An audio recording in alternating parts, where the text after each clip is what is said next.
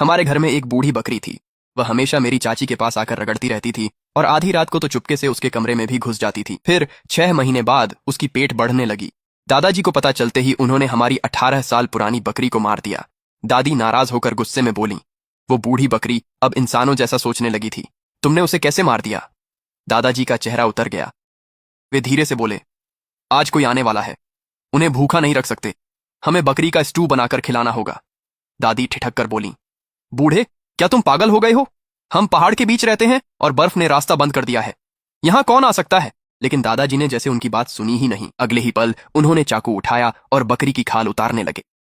फिर उन्होंने डांटते हुए कहा, क्या देख रही हो, जाओ पानी उबालो, मांस अंधेरा होने से पहले तैयार कर लो। दादी ने भौहें सिकोड़ लीं और एक बार फिर उन्हें समझाना चाहा, सुनो, यह बकरी मनहूस है, इसे खा नहीं सकते, इसे इंसान सा दफनाकर दुआ करो कि कुछ बुरा ना हो।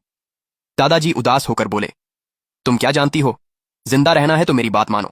इसके बाद दादाजी ने बकरी की खाल उतारी और उसे आंगन में कपड़े की रस्सी पर टांग दिया। जब हवा चलती थी तो पूरे घर में उस बदबूदार बकरी की गंध फैल जाती थी। दादी वहीं खड़ी रहीं और एक लंबी सांस ली।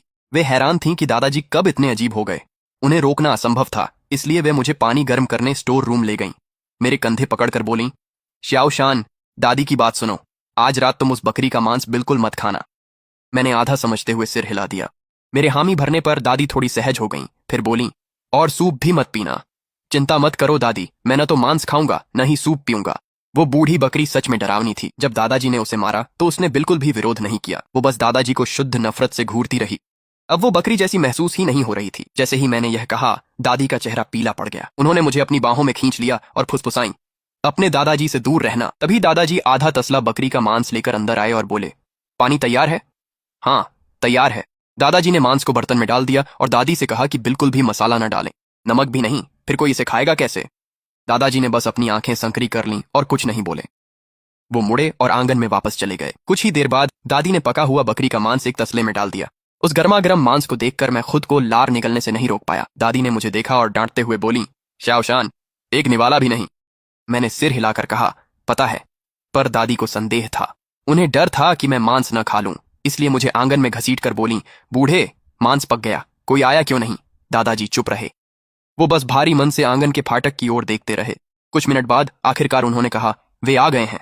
उनके कहते ही फाटक पर आहट हुई। चांदनी में एक औरत आंगन में आई। बिना परछाई के वह इंसान न लगती। दादी भी उसे देख चौंक गईं। फिर वह सतर्क हो गईं और हिचकिचाते हुए पूछने लगीं, बिटिया, इतनी रात को मेरे घर क्या कर रही हो? उस औरत की आंखों में कुछ अजीब सा अंधेरा चमका।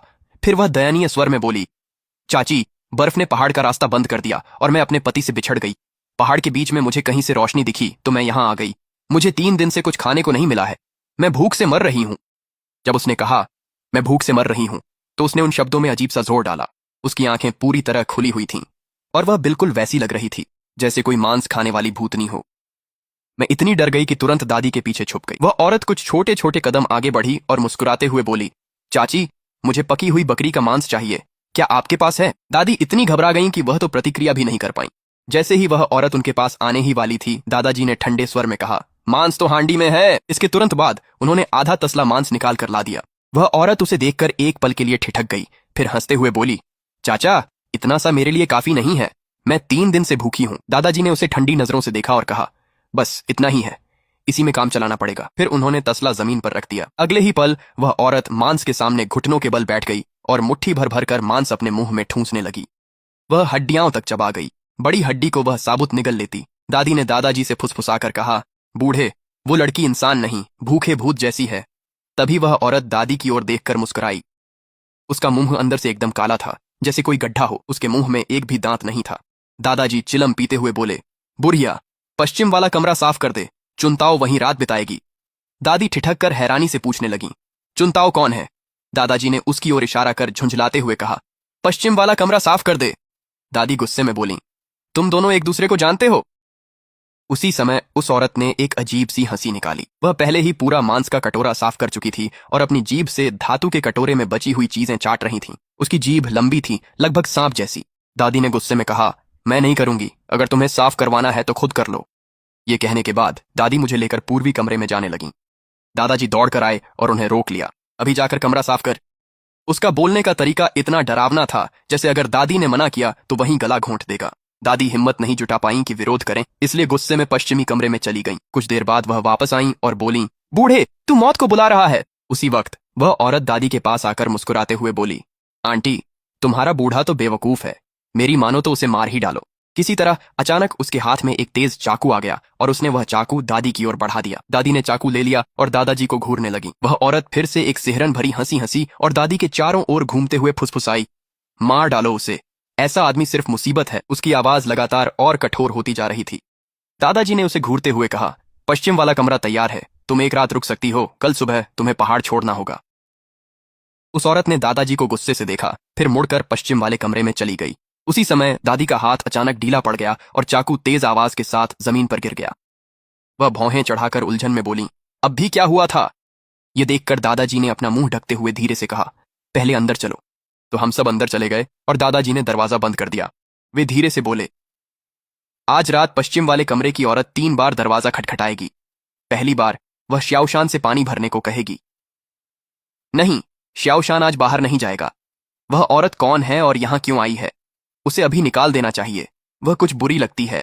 बुढ़िया, अगर तुम जीवित रहना चाहती हो तो मेरी बात सुनो। फिर दादाजी ने मेरी तरफ देखकर कहा, श्याओशान, अगर पश्चिम वाले कमरे में बैठी महिला तुमसे पानी लाने को कहे तो उसके लिए घड़ा भर देना। जो भी देखें या सुने चुप रहें। याद रखना, उस जार के लिए 3 बाल्टियां काफी हैं।